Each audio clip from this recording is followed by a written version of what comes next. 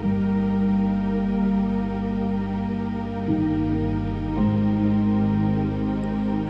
and welcome back to my YouTube channel where we talk about chronic illness, arachnoiditis, spinal CSF leaks, CSF pressure issues and how we manage and live with these conditions. And also I like to touch on a bit of spirituality and wellness and good mental health.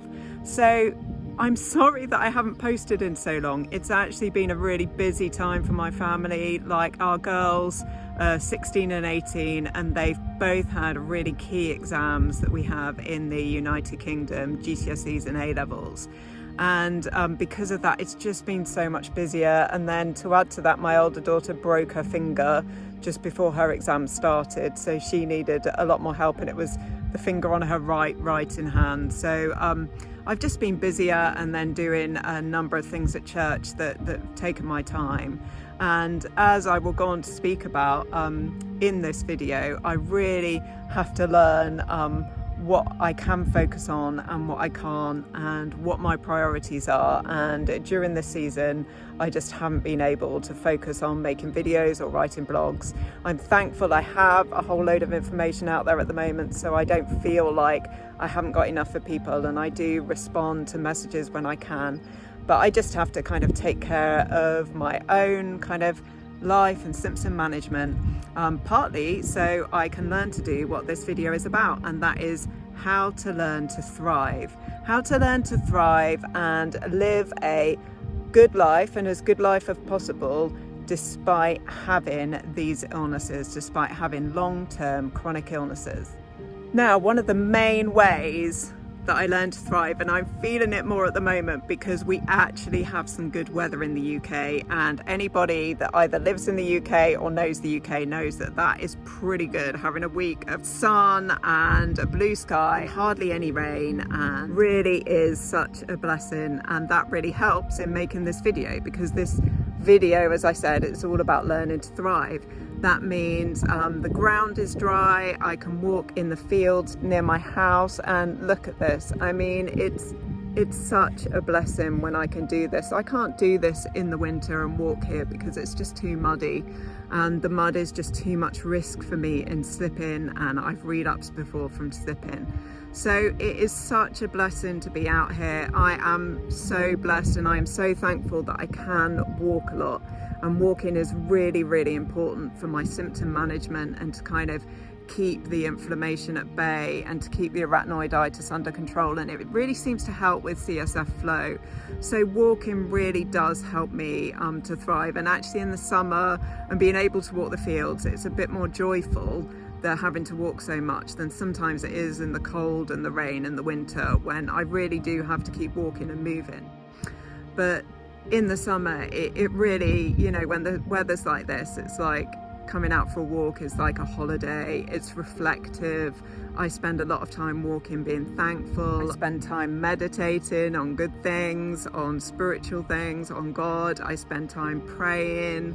I listen to podcasts and music and audiobooks, just anything that's relaxing and positive. Walking isn't always easy. Sometimes walking can get a little bit difficult, especially if I walk too fast. Sometimes on the fields, because it's bumpy, I have to look down more, and that automatically kind of can make my head worse. So sometimes it does really help me, but sometimes it can have its own challenges. The benefits outweigh the challenges of that. But also to connect with those of you that can't walk, I have been there for very long seasons, months on end. I'm thankful that my walk-ins eventually come back, and now it's being treated as better.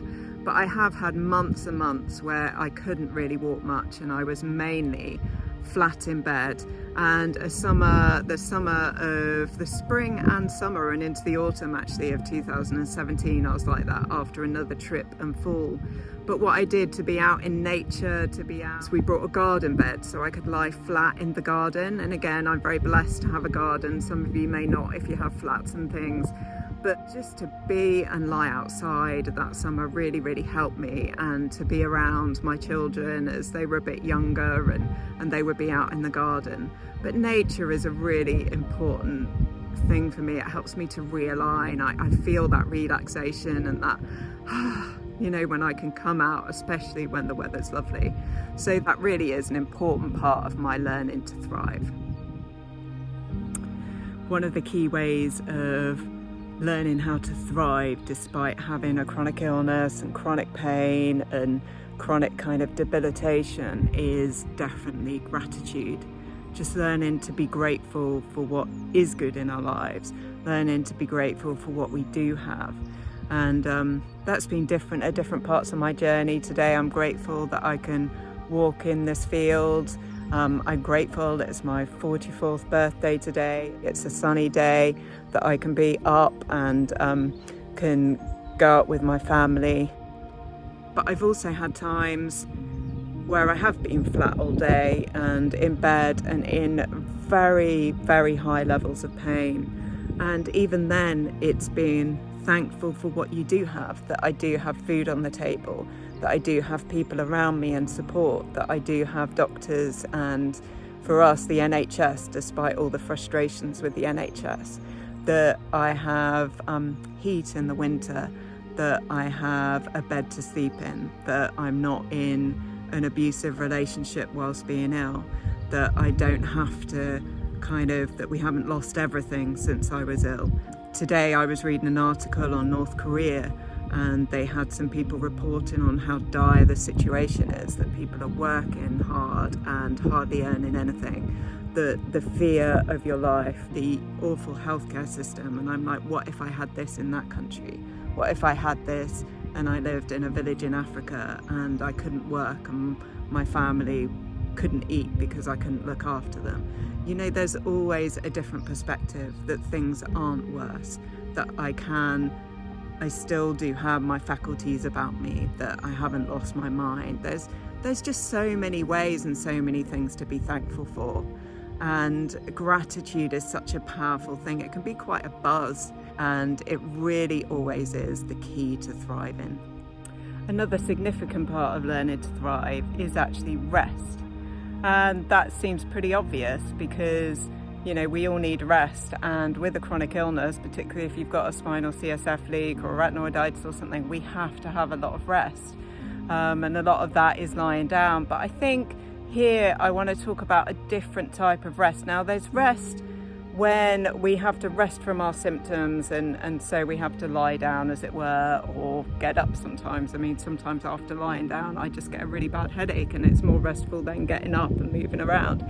But rest is, I think, thriving with a chronic illness is discerning and working out what is most restful for us.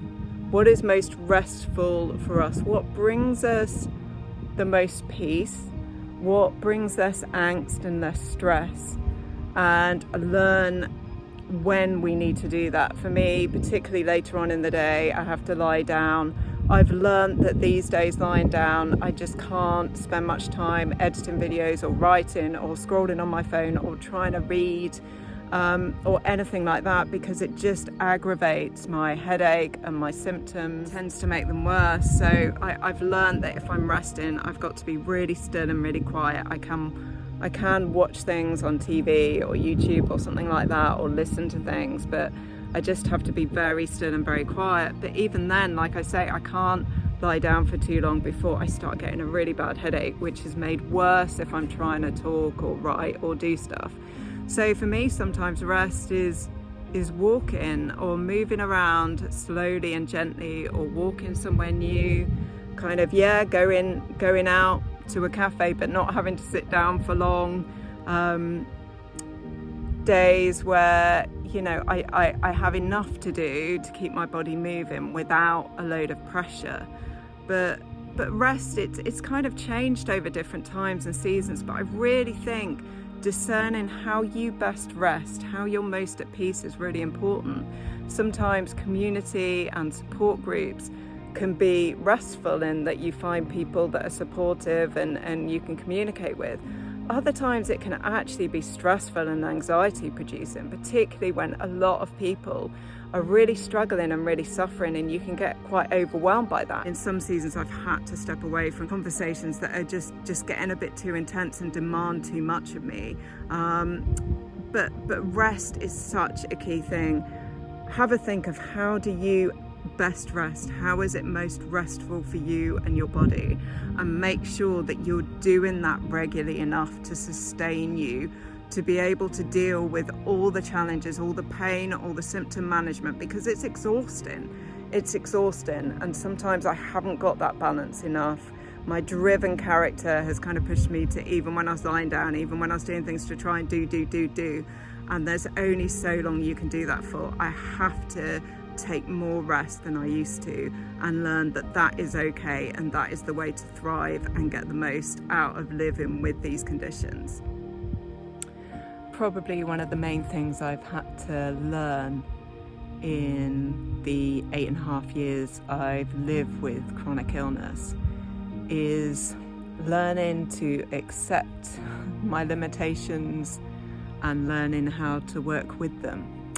And that's been a real journey. I think it's got a lot easier in the past 3 years since the arachnoiditis diagnosis and understanding that more, and because I've been a bit more consistent in my symptoms. But one of the biggest things for me is the angst of what can't I do? I'm not doing enough. Like, what's my purpose? I'm not like I used to be. I can't do what I used to do, you know. And whenever I focus on all the restrictions, then I get really, really frustrated because I can't do what I used to do by any means. I struggle to concentrate for very long. I can't be in noisy environments. I can't stand or sit in one position for too long. I can't focus and concentrate. I can't sit and do much work on a computer. But as I've learned to accept those, and still it's a battle, and it's more frustrating days, I kind of need to do that more.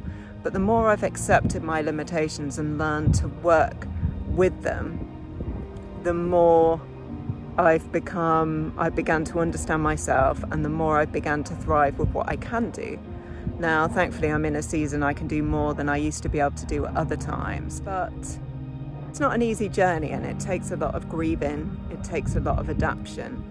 But I'm thankful to be a lot further on in that journey than I have been, to just be more present in each moment and everything I do, just enjoy peace and quiet, enjoy walking, enjoy rest, and not keep pushing myself to kind of do and achieve. I used to be a real kind of doer, a real achiever, and I've had to learn to kind of let go of a lot of that part of my identity.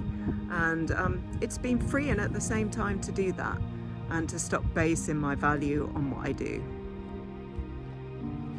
That then brings me on to more practicalities, because I think learning to thrive is also learning how to manage symptoms. Now, I'm not going to talk much about that because I've talked about it a lot in other videos, but learning how to manage kind of stress, kind of working with your symptoms, for me, coming out, walking a lot, moving around a lot, taking the medication that I have to try and control the inflammation, learning how to respond to my body. I can't sit down for too long, so learning to kind of get up, you know, learning about environments. Like if we go out for a meal, I always book a table and ask for a quiet table away from music speakers, because that can just ruin things for me if we're in a restaurant and I'm near a music speaker and there's kind of beats coming through.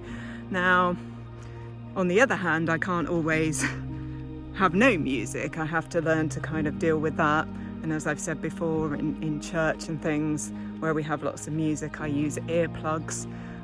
So there's kind of ways of which we learn how best to kind of get the most out of what we can do. And that's partly learning to thrive, is what can I do, and what can I do to get the most out of those things. I really do think so much of this journey is about perspective. It's learning to be grateful, it's learning to have perspective of what we do have, it's learning to not compare who I am now with who I was, accepting who I am now and learning how to work with that, and appreciating everything I've gained from it, you know, because I have gained so much. I definitely find more joy in kind of beauty and wonderful things and doing things that kind of are just simple things. I find more joy in simplicity. I find more joy in walking in the countryside, in going away and being able to go out, because I couldn't do that before. I take things less for granted, and that is a kind of a beautiful thing, in the sense that I can't imagine going back to who I was before, even though I'd obviously like to have the capacity and energy I used to have before and the ability to do things.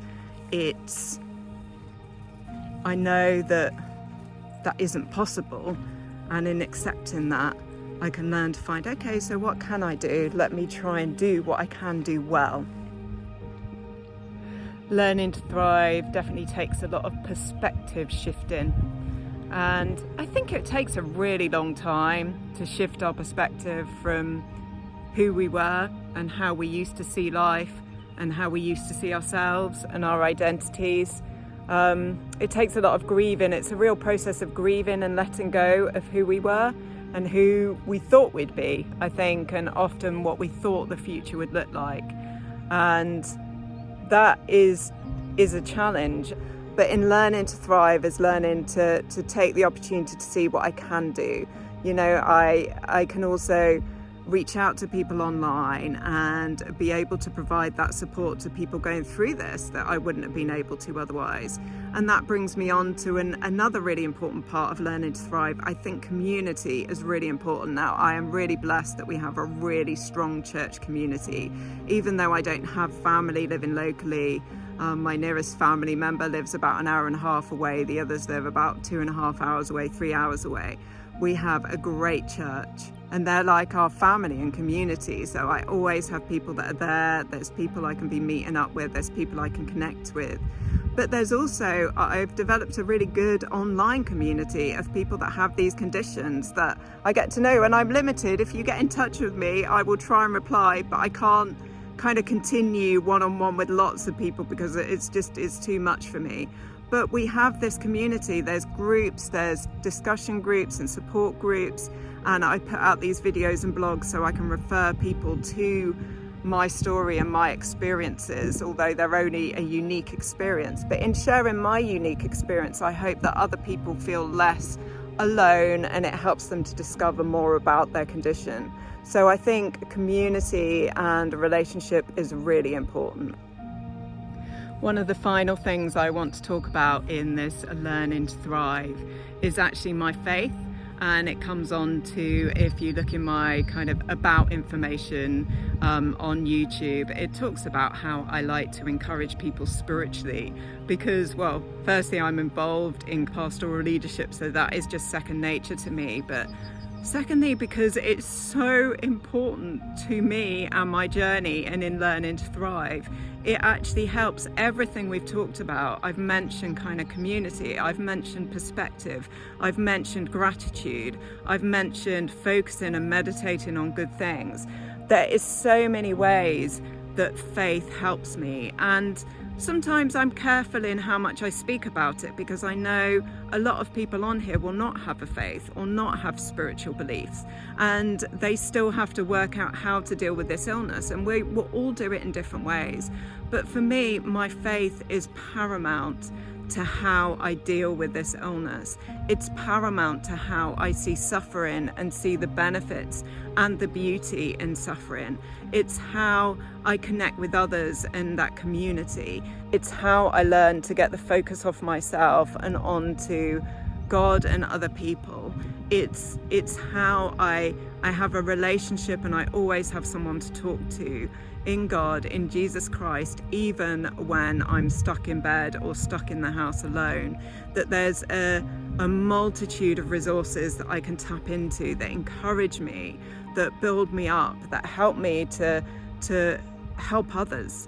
And I just want to encourage people to kind of not be afraid to seek and to look for something more, because I just honestly don't know how I would cope without my faith, without my relationship with God, without that being a big part of my life, it's enabled me to deal with this illness far better than I would have done otherwise, and enables me to continue to thrive, that there's always purpose, that there's always things I can do, that there's always people I can show love to, that there's always a reason for being here, even when it seems desolate, and even when I'm discouraged, and even during the very dark seasons of my life I found it hard to believe. It was that love and that light that brought me through, as you will see through some of my blogs, particularly suffering into a deeper spiritual awakening, which I'll put a link to below. So I encourage you to press in. You know, if you're struggling, if you're discouraged in your faith, and at times I have been, I'm like, how can I suffer so much? How can there be a God that loves me if I'm suffering so much? But I've learned how to wrestle through those questions and to find a deeper and a rawer faith, as you will see displayed well in that blog post. So I want to encourage you today to hold fast and hold true and wrestle through and find something that's deeper and rawer and more real. You know, because we're not talking about surface. It won't do. Surface things don't do when you're going through deep suffering, and every day you're having to manage very high levels of pain and restriction and debilitation. We need something that's deeper and stronger, and foundations that go so deep that they hold us through the many, many storms that come our way. So we're coming to the end of this video now, and I want to thank you for those of you that have been listening and have walked this journey with me. Please write in the comments or comment on the social media posts, wherever you find comments, and tell me, how do you thrive? What do you connect with in what I say? What have you learned in how to deal with this, so that others may read them and be encouraged, particularly people that are just really struggling to know how to keep going forward through the intense storm. Sometimes, you know, all we see is the negatives, and all we see is the fear, or we see kind of, on the other hand, people that just don't believe it's as bad as it is. And I want to say, I do believe you. I know it's worse than you can ever express and imagine, but I also want to tell you that if you can hold on, that there are days and seasons and times and better times where we can learn to thrive despite the pain, despite the debilitation, despite the mental health, despite the trauma, despite the challenges. If we can just keep holding on, better days can come, and we can then help others to walk this journey and learn to thrive despite these illnesses, these chronic illnesses, and these long-term conditions. So I'm going to say bye for now, but please do connect, and I hope to make another video and write soon.